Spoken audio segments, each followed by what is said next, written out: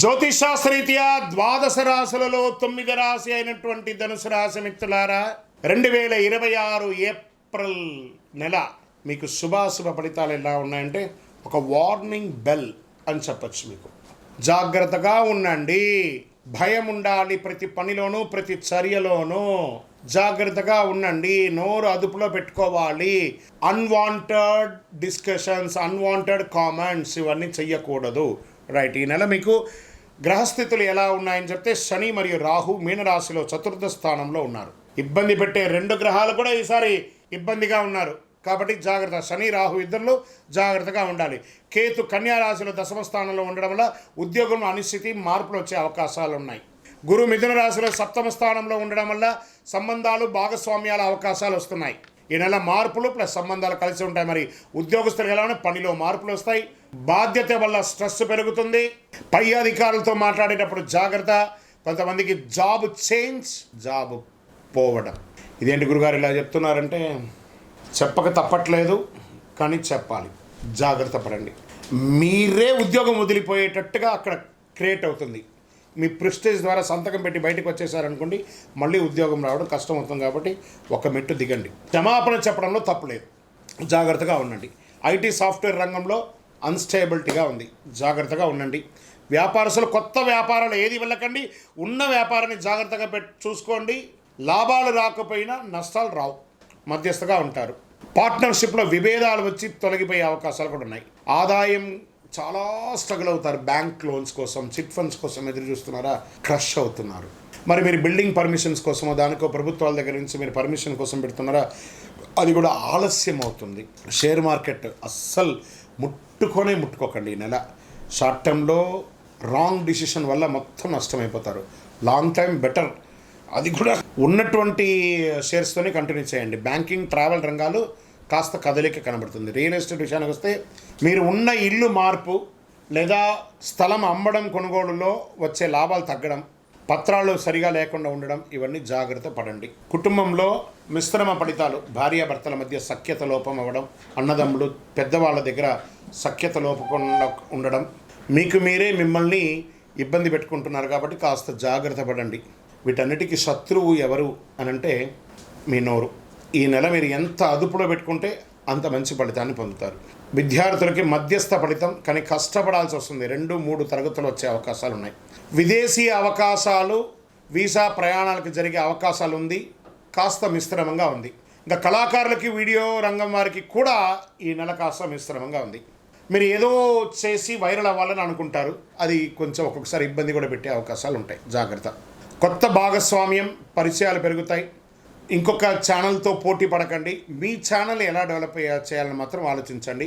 ఇంకా నటీనటులకి మిశ్రమంగా ఉంటుందని కూడా చెప్పచ్చు. వ్యవసాయదారులకు వస్తే సగటు ఫలితాలు ఉంటాయి. పంటలపై శ్రద్ధలు పెట్టండి. మంచి కాంపోజిట్స్ అవన్నీ కూడా చల్లడం, మందులన్నీ కూడా కరెక్ట్గా చల్లడం, అలాంటివన్నీ చూసుకోండి.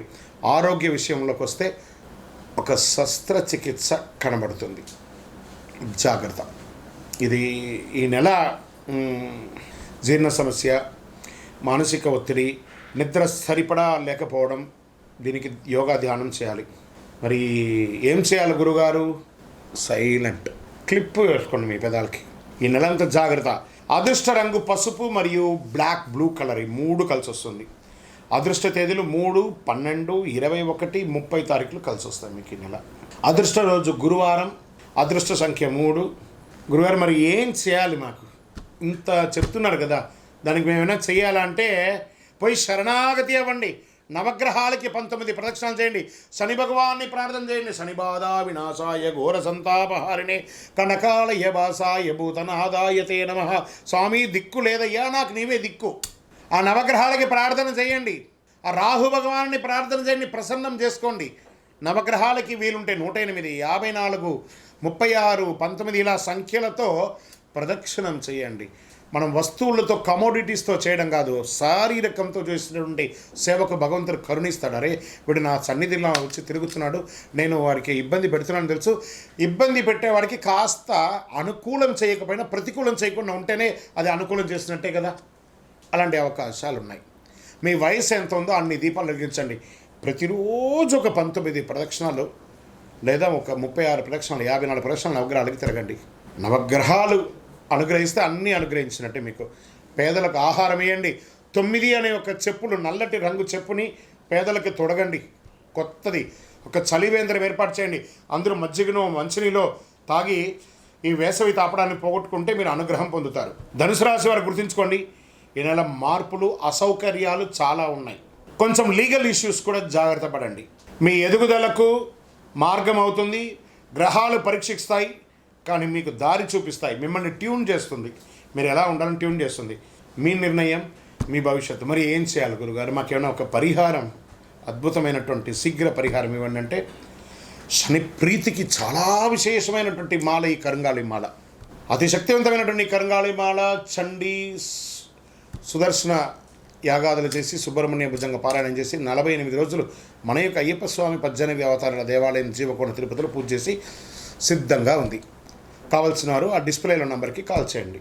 చూడండి, ఆ మాలను చూసిన తర్వాత కొనండి. ఇంకా గురుగారు, మరి ఈ నెల నేను మీ జాతకం తెలుసుకోవాలనుకుంటున్నానండి. గోచార కాకుండా ప్రత్యేకంగా ఎలా ఉంది అంటే, మీ పరిసర ప్రాంతాల్లో ఉన్న గురువులను సంప్రదించండి. లేదు గురుగారు, మేము మీ దగ్గరే అపాయింట్మెంట్ పొందాలనుకుంటున్నాం. మీ పేరు, date of birth, time of birth, place of birth డిస్ప్లేలో కనబడుతున్నటువంటి నంబర్కి వాట్సప్ చేయండి. మా అడ్మిన్స్ మీకు రిప్లై ఇస్తారు. తప్పకుండా మీకు అపాయింట్మెంట్ వస్తుంది. మళ్ళీ చెప్తున్నాను, పడుతున్న వర్షానికి గొడుగు మాత్రమే, కానీ జాతకం జీవితం కాదు. మీరు మిమ్మల్ని నమ్మండి, మీ ఇష్టదేవాన్ని నమ్మండి, మీరు చేసే పనిని శ్రద్ధగా చేయండి. అదృష్టం మీ వెంటే ఉంటుంది. విజయోస్తు.